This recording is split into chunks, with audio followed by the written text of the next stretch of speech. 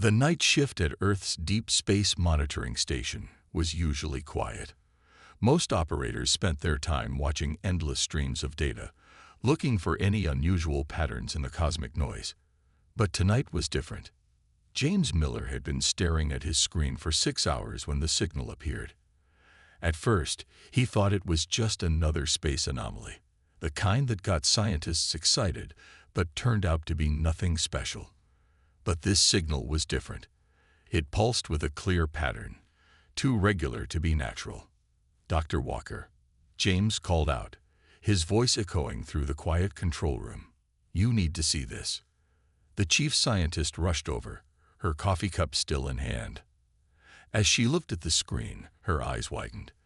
The signal wasn't just regular, it was a message, broadcast on frequencies that humans had theorized could be used for interstellar communication, but had never successfully utilized. Within hours, the station was buzzing with activity. The best code breakers and linguists were called in. The message repeated itself every 12 minutes, and with each repetition, they understood more. It was a distress call. A fleet of ships, carrying over 300,000 refugees, was stranded in the dark space between galaxies. Their advanced propulsion systems had failed catastrophically while fleeing from some kind of disaster. They were stuck in the void, with limited resources and no way to reach any habitable system. The most surprising part, they hadn't expected anyone to answer their call. Their sensors showed no advanced civilizations within range, except for a small signal from a seemingly primitive planet called Earth. The UN Security Council convened an emergency session. Representatives from every nation gathered to debate humanity's response. The aliens' technology was far beyond Earth's current capabilities. Many argued that attempting a rescue would be impossible, perhaps even dangerous. "We can't ignore this," said Admiral Thompson, standing before the council. 300,000 lives are at stake. If we can hear them, we have a duty to try. "But what can we possibly do?" asked the Chinese representative.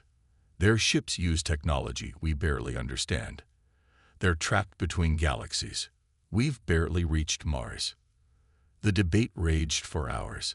Scientists presented data, military leaders assessed risks, and economists calculated costs. But in the end, it came down to a simple truth.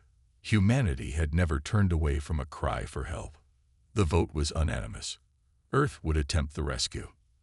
As the council session ended, a message was sent back to the stranded fleet. "We hear you. We're coming to help. Hold on." The response came quickly. The aliens were shocked. Their scanners showed Earth as a Level 2 civilization, barely spacefaring. By their calculations, humans shouldn't have even been able to detect their signal, let alone understand it. The idea that such a young species would attempt a rescue seemed impossible. But they didn't know humans very well. Within days, the greatest minds on Earth were working on the problem. The alien fleet had shared their technical specifications, and while most of it was beyond current human understanding, patterns began to emerge. Their propulsion system used antimatter, something humans had only created in tiny amounts. But perhaps there was another way. As the first week came to a close, humanity had its first glimpse of what they were dealing with. The aliens transmitted images of their ships, massive crystalline structures that seemed to glow from within. Their passengers were beings of living crystal who breathed methane and absorbed radiation for energy. They were beautiful, strange, and desperately needed help. That night, as James Miller ended his shift at the monitoring station, he looked up at the stars. Somewhere out there, 300,000 souls were waiting, hoping that a species they'd never met would somehow find a way to save them. Tomorrow, humanity would begin planning the greatest rescue mission in history. But tonight, across the planet, millions of humans did what they'd always done in times of crisis. They got to work, solving problems, making plans, and refusing to accept that anything was truly impossible. The main conference room at NASA's Johnson Space Center was packed. Engineers, scientists, and experts from around the world sat shoulder to shoulder, all eyes fixed on the holographic display showing the alien fleet's antimatter drive systems. "It's impossible," said Dr. Robert Cooper, NASA's lead propulsion expert. "Their antimatter containment systems are completely dead. Even if we could reach them, we don't have the technology to restart those engines." The room fell silent. 3 days of non-stop analysis had led to this disappointing conclusion. Even the most advanced alien civilizations had deemed the rescue impossible. The amount of antimatter needed to move such a large fleet was beyond what any known species could safely transport. Then a voice spoke up from the back of the room. "What if we don't need antimatter at all?" Everyone turned to look at Tom Anderson, a retired engineer who had worked on solar sail projects in the 2020s. He stood up, his weathered hands holding an old tablet. "We're thinking about this all wrong," Tom said, walking to the front. "We're trying to solve this with fancy technology we don't have. But sometimes the simplest solution is the best one." He pulled up an image of an old solar sail prototype. "We've been using light to push spacecraft for decades. It's not as powerful as antimatter drives, but it's reliable. What if we could create our own concentrated beam of light, strong enough to push their ships?" Several younger engineers laughed.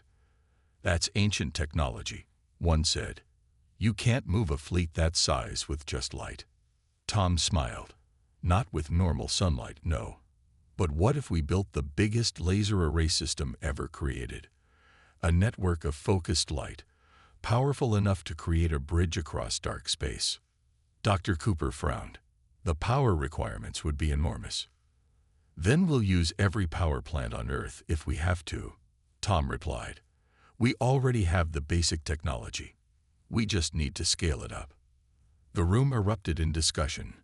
Engineers started running calculations. Physicists debated the physics. Someone ordered more coffee. 3 hours later, they had their first rough design. A massive network of laser arrays would be positioned around Earth's orbit. Each array would focus its beam on a central point, creating a concentrated stream of photons powerful enough to push even the largest ships.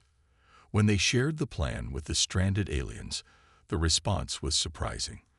Their top scientists insisted it wouldn't work. The physics were sound, they said, but the level of precision needed to coordinate hundreds of laser arrays was beyond what they thought possible. But they didn't understand human determination. Teams around the world began working around the clock. In India, computer experts developed new algorithms to coordinate the laser arrays. In Brazil, engineers designed new cooling systems to handle the massive power output. Chinese factories began producing the specialized mirrors needed for the arrays. The alien observers were puzzled. Why use such primitive technology? They asked. Solar sails are for beginning space programs. Sometimes the old ways are the best ways, Tom replied during a video conference. Light may be simple, but it's reliable. It got life started in the universe, and now it's going to help save some of that life. As the first month of work ended, construction had begun on the laser arrays. Every space agency on Earth contributed.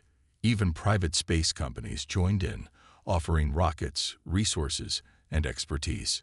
The aliens watched in amazement as humans ignored their doubts and pushed forward. They had never seen a species so willing to attempt the impossible, so ready to work together despite their differences. One alien scientist sent a private message to Earth. "We may have underestimated your species. You approach problems differently than any civilization we've encountered. Perhaps that's exactly what we needed."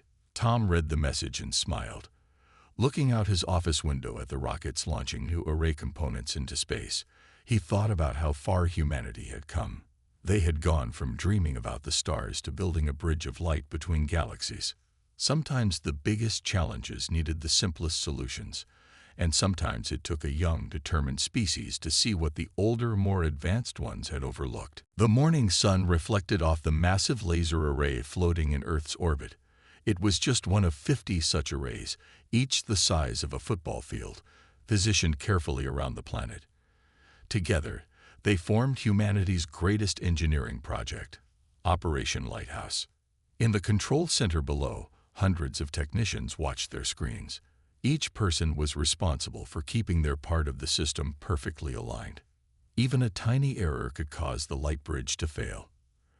Array 17, adjust 2 degrees west, called out Lisa Thompson, the lead coordinator. Her eyes never left the main display showing all 50 arrays. Array 32, power at 92%. Bring it up to match the others. The entire room worked like a well-practiced orchestra, each person playing their part to create something greater than themselves. They had trained for months in simulations, but this was different. Today, they would attempt to create the longest bridge of light ever made. All the arrays at full power, reported the power management team. Fusion plants across the globe are providing maximum output. Lisa took a deep breath. Begin primary sequence. Let's light up the darkness. One by one, the arrays activated. Beams of concentrated light, more powerful than anything humans had ever created, shot out into space. At first, they seemed to fire in random directions. But high above Earth, these beams began to meet. Where they crossed, something magical happened. The combined power of the beams created a visible road of light, stretching out into the darkness of space. It looked like a river of stars flowing between the galaxies. In their stranded ships, the aliens watched in amazement. Their sensors detected the approaching light bridge long before they could see it. According to their calculations, coordinating such a massive network of lasers should have been impossible. But humans had found a way. The engineers had developed new computer systems that could adjust for the tiniest movements of the arrays. Special satellites positioned between the arrays helped keep everything aligned. Even the rotation of Earth had been calculated into the system.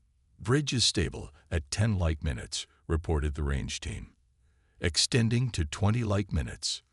The light bridge grew longer, reaching further into the void. Each extension required perfect timing and coordination. The slightest mistake could cause the entire bridge to collapse. In orbit, astronauts in specially designed ships watched over the arrays. They were the repair crew, ready to fix any problems that might come up. Their ships looked tiny next to the massive arrays, like small boats beside ocean platforms. We're detecting some power fluctuations in the Asian grid, called out one of the power technicians. The Chinese are switching to their backup fusion plants to compensate. Around the world, every major power plant was running at maximum capacity. This was the first real test of Earth's new global power grid, built specially for this mission. Cities had agreed to reduce their power usage to help provide the enormous energy needed for the arrays. 6 hours into the operation, they reached their target distance. Light bridge stable at 40 light minutes, announced the range team. The control room erupted in cheers. They had done it. They had built a bridge of light reaching out to the stranded fleet. The aliens' response came quickly. Impossible. You've achieved in months what our scientists said would take centuries. Your level of coordination is unprecedented.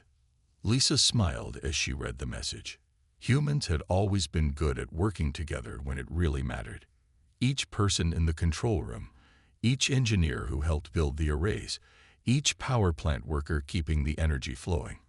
They were all part of something bigger than themselves.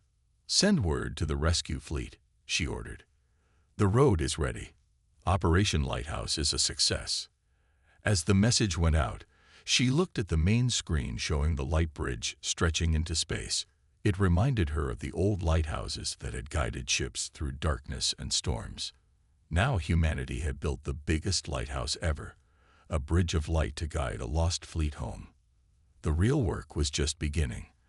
They would need to maintain this bridge for months as the rescue ships made their journey. But looking at her team's proud faces, Lisa knew they were ready for the challenge.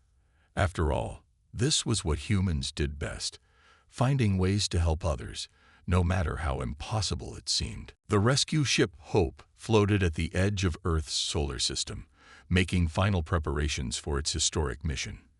Inside, the first contact team was reviewing everything they knew about their crystalline allies. Their bodies are silicon-based, explained Dr. Mark Wilson, the team's xenobiologist. He held up a hologram showing the aliens' crystal-like structure. They breathe methane and absorb radiation for energy. Our normal environments would be toxic to them. The team had spent months preparing for this moment. Engineers had designed special interface rooms where humans and aliens could meet safely. The ship carried massive tanks of methane and specialized radiation emitters to create environments the aliens could survive in. But it wasn't just about survival. The team had learned something worrying from their communications with the stranded fleet. "The children are suffering the most," said Dr. Amy Porter, the team's medical expert. "These species evolved near intense radiation sources, what we'd call stars. Being stuck in dark space is making them sick, especially the young ones." This news had sparked something in the human rescue teams.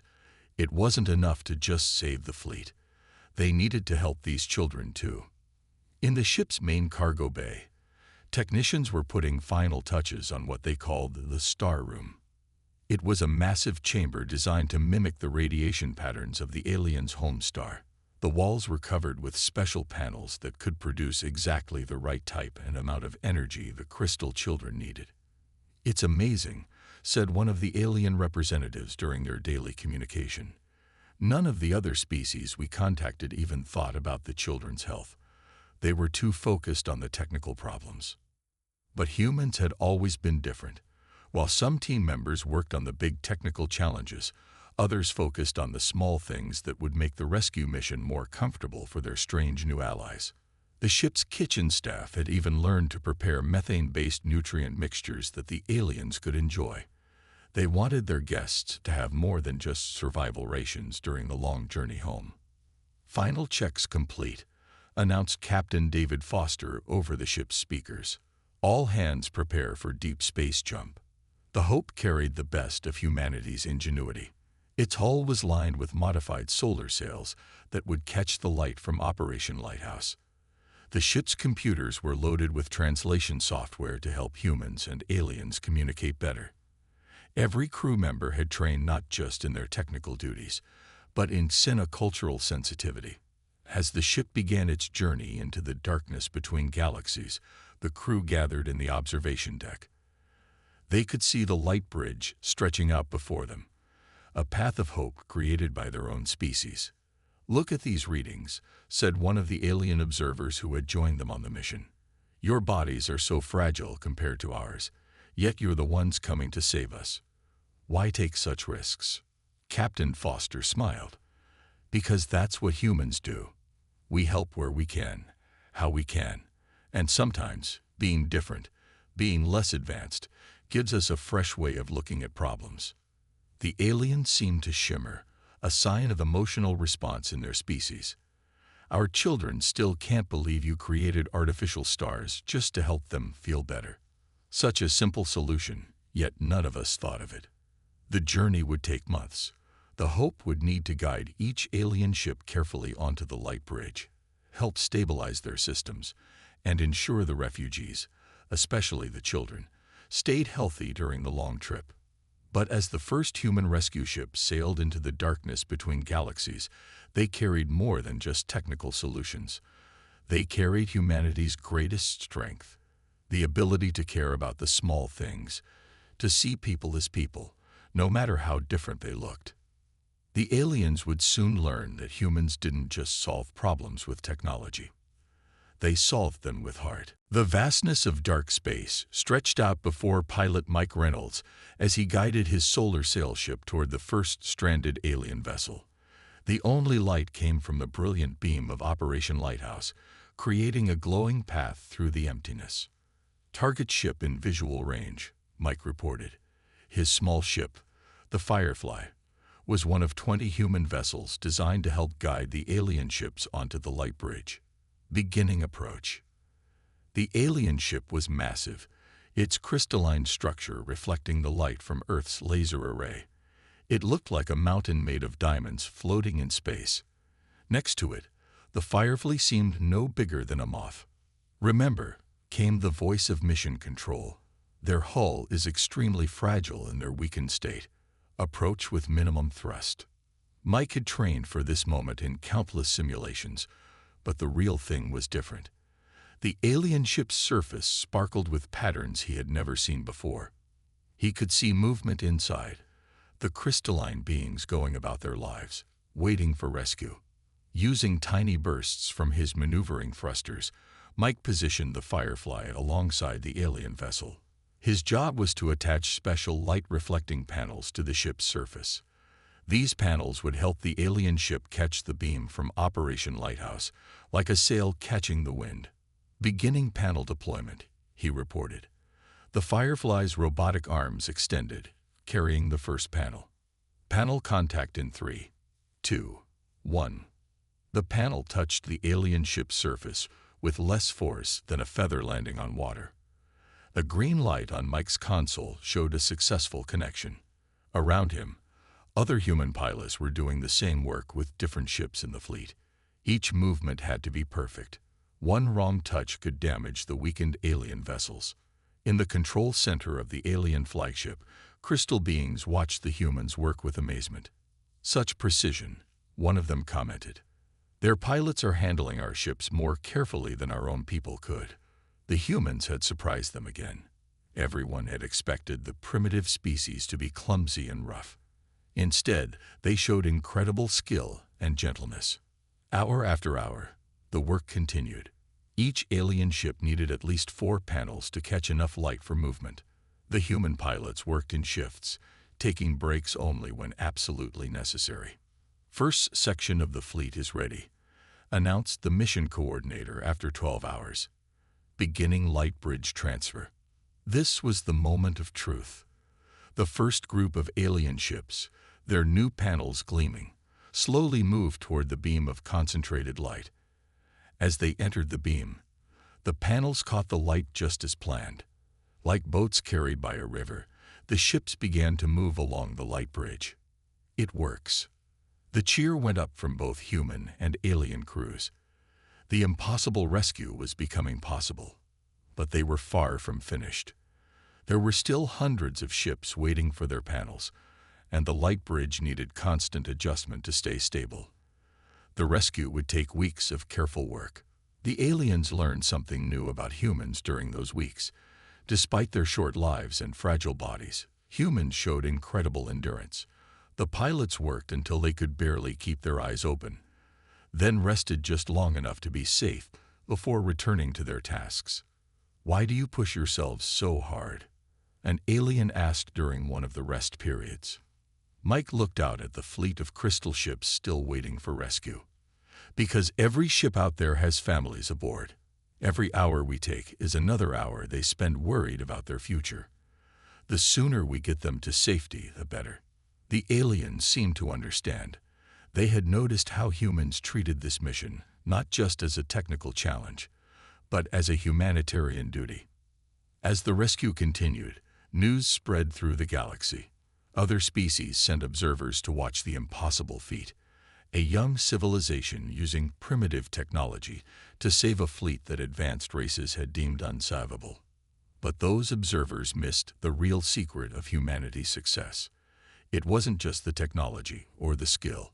It was the dedication, the care, and the unwavering determination to help others in need. 3 months into the journey along the light bridge, the massive fleet of crystal ships moved steadily through the darkness between galaxies.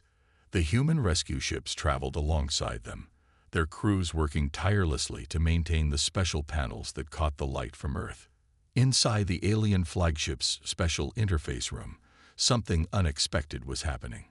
Human crew members and crystal beings had gathered for what they called a cultural exchange session. "So you're telling me," said Bill Turner, one of the maintenance engineers, "that your poetry is written with light patterns instead of words." He watched in fascination as one of the aliens, who had chosen the name Dawn, created shimmering patterns in the air. "Yes," Dawn replied through the translator. "Just as you use sound waves to make music, we use light to tell our stories." The crystal being's surface rippled with colors. "Though I find your concept of singing equally fascinating, the idea of creating art with vibrating air." These exchanges had become regular events during the long journey. Both species had discovered they shared a deep curiosity about each other's ways of life. In another part of the fleet, human doctors worked with alien healers in the star rooms, treating the crystal children who had been affected by their time in dark space.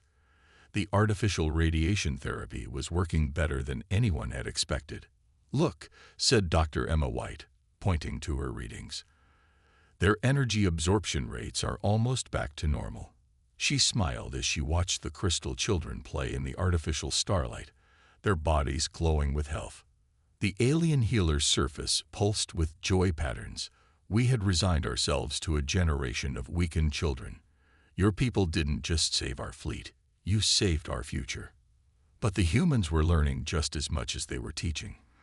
The crystal beings shared stories of their vast history, their understanding of light and energy, and their adventures among the stars. Every day brought new discoveries. In the engine rooms, human engineers worked alongside alien technicians, learning about advanced technology while sharing their own innovative solutions.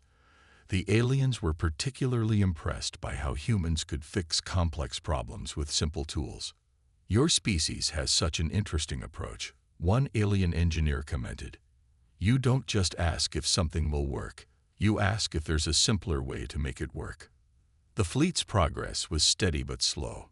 The light bridge required constant adjustment, and each ship needed regular maintenance. But this gave both species time to learn from each other. Even the food preparation had become a joint effort. Human chemists worked with alien nutritionists to create new methane-based recipes that the crystal beings found delicious. In return, the aliens helped humans develop better ways to recycle and purify their water supplies. "Did you know," one of the alien children asked during a lesson in the star room, "that humans dream when they sleep? They see stories in their minds." The child's surface sparkled with excitement as they shared this discovery with their friends. The human teachers smiled. They had been just as excited to learn that crystal beings shared memories through light patterns, passing their history directly from one generation to the next. As they passed the halfway point of their journey, both species realized something important. What had started as a rescue mission had become something more, a chance for two very different forms of life to understand each other. "We once thought your species was primitive," an alien elder told Captain Foster during a fleet-wide status meeting. "Now we understand that different doesn't mean primitive. Your ways may be unique, but they are equally valid.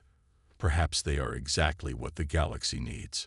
The captain nodded, watching through the viewport as the light bridge continued to guide them through the void. Sometimes the best way forward is to learn from each other. The journey was far from over, but already both species knew that this adventure would change them forever. In helping others, humanity had not only proven their worth to the galaxy, they had gained friends and knowledge that would help them reach even further into the stars. The blue-white star grew larger in the viewport as the fleet approached its final destination. After 6 months of traveling along the light bridge, the refugee fleet had finally reached Safe Harbor, a stable star system that the galactic community had prepared for their arrival. "Target orbit calculated," announced the navigation officer on the human ship Hope.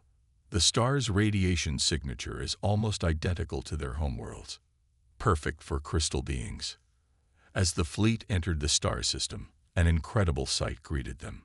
Ships from dozens of advanced civilizations had gathered to witness the arrival.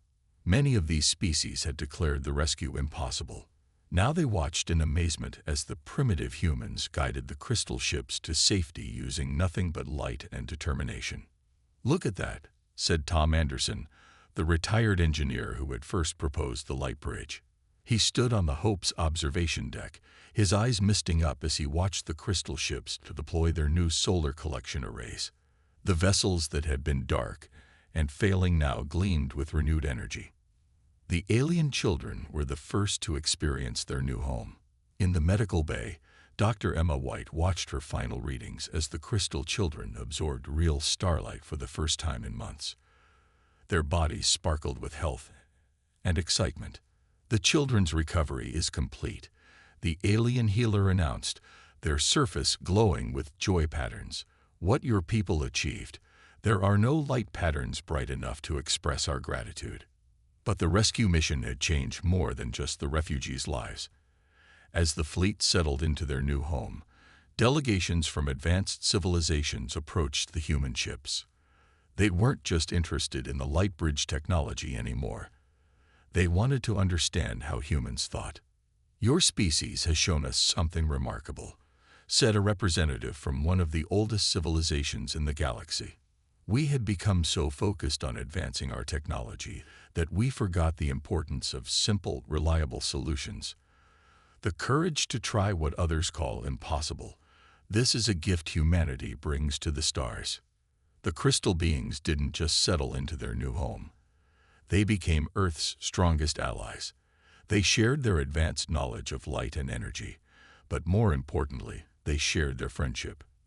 The first Earth embassy in their new system was built with chambers that could safely host both species, allowing their cultural exchanges to continue. Universities across Earth began receiving crystal being teachers who used their light patterns to share knowledge in ways humans had never experienced before. In return, human engineers and artists traveled to the crystal beings' new home, sharing their unique perspectives and innovative solutions. The light bridge technology, once dismissed as primitive, revolutionized space travel. Other civilizations began studying Earth's simple solutions, learning that advanced technology wasn't always the best answer. Human ingenuity became famous across the galaxy. 1 month after the rescue, the crystal beings unveiled a monument in their new capital city. It was a massive crystal structure that captured and refracted light in beautiful patterns. At its heart was a simple quote from the mission: "Sometimes the simplest solution is the best one." But the greatest legacy wasn't the technology or the monument. It was the story that spread across the galaxy. Never underestimate humans. They may be young, they may seem primitive, but they have something special: the courage to try the impossible and a heart to help others in need.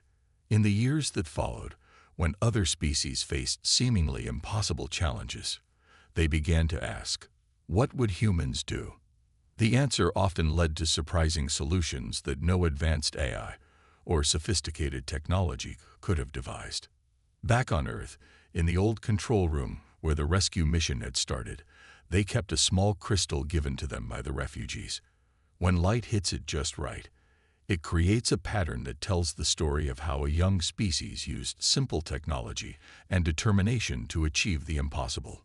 The crystal's light pattern ends with a message in both human and crystal language.